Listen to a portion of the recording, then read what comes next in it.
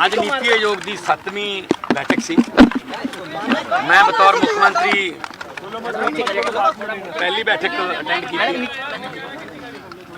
और मैं पंजाब के मुद्दे उठाए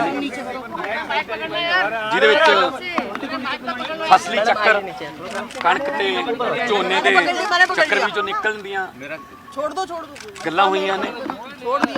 सानू जे MSP मिल जे बाकी फसलों ते तां असीं अपनी धरती नूं पानी नूं ते बिजली नूं बचाउण लई होर फसलों वल जा सकते हैं। साडी धरती इन्नी उपजाऊ है, ये गल मैं कही है। उत्थे MSP की जिहड़ी कमेटी बनाई है उहदे बारे भी मैं सवाल उठाए ने कि जो असली किसान ने जिन्ना तक उन्हां कानूनां दा असर जांदा है उन्होंने इस कमेटी दे विच शामिल किया जाए। बाकी फसली चक्कर वास्ते बदलने वास्ते सानू फूड प्रोसैसिंग इंडस्ट्री की बहुत जरूरत है, वो वास्ते सानू फंड दिता जाए।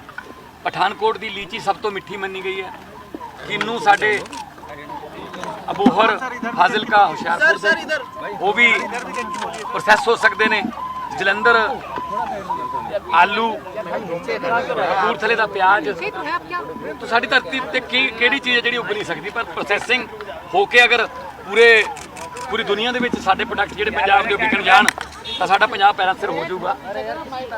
सो 1 किलो चौल पैदा करने वास्ते 4000 के लगभग लीटर पानी असी जिहड़ा वो कढ रहे हैं।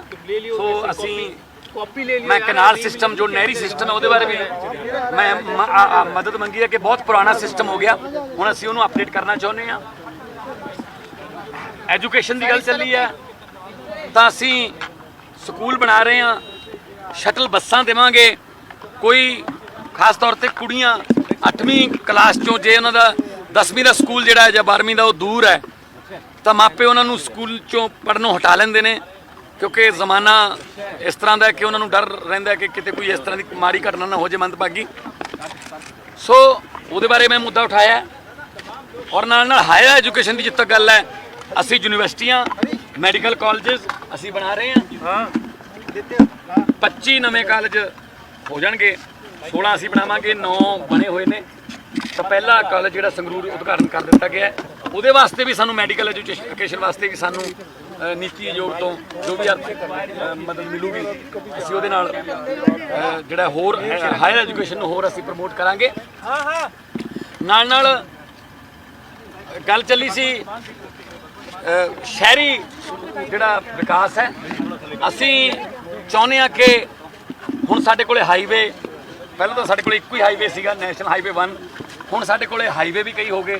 तो असी जिहड़े क्राउडी शहर ने भीड़ भड़के वाले शहर ने उन्हां तो बाहर इंडस्ट्री लेके जाइए, होर शहर भी तरक्की करन ते पिंडां चों लोक इक्को शहर वाल नूं लुधियाणे वाल नूं अमृतसर वाल नूं इकट्ठे होण ते पंजाब नूं इंडस्ट्री की जिहड़ी है बहुत सख्त जरूरत है पैरां सिर करन लई।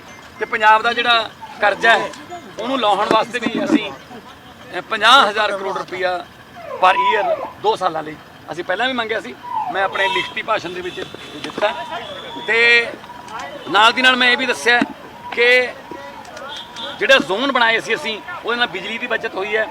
असी जिहड़ी झोना है अगले साल काफ़ी घटा देंगे, उहदे नाल पराली की समस्या भी हल होगी। सो मैं पंजाब दीआं जिहड़ियां चलंत करंट लोकां नाल संबंधित जिहड़े मुद्दे ने मैं सारे डाइवर्सिफिकेशन में कहा जा रहा है कि सेंटर पैसे देवे तां ही किसान हो सकता ना। मैं वही देखो जे तो तुसी 5 किले मक्की बीजोगे तुहानूं 5 किले मक्की बीज के जिन्ने पैसे बचे प्रॉफिट होया, जे तुसी मक्की थां ते 5 किले झोना लाउंदे तां जिन्ने पैसे तुहानूं बनदे उहदा डिफरेंस पे करो, ठीक है ना, ताकि उन्होंने पछतावा ना होवे कि मैं ये फसल क्यों बीज ली। जे गन्ने की पेमेंट मिल जे, जे गन्ने की पेमेंट टाइम पर मिल जे तो गन्ने वाले जिहड़े किसान ने वो क्यों इधर उधर जाणगे जे उन्होंने गन्ने च भी फायदा हुंदा।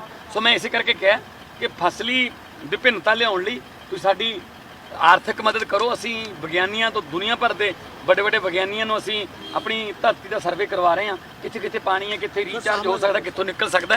सो ये गल्लां अज होईयां।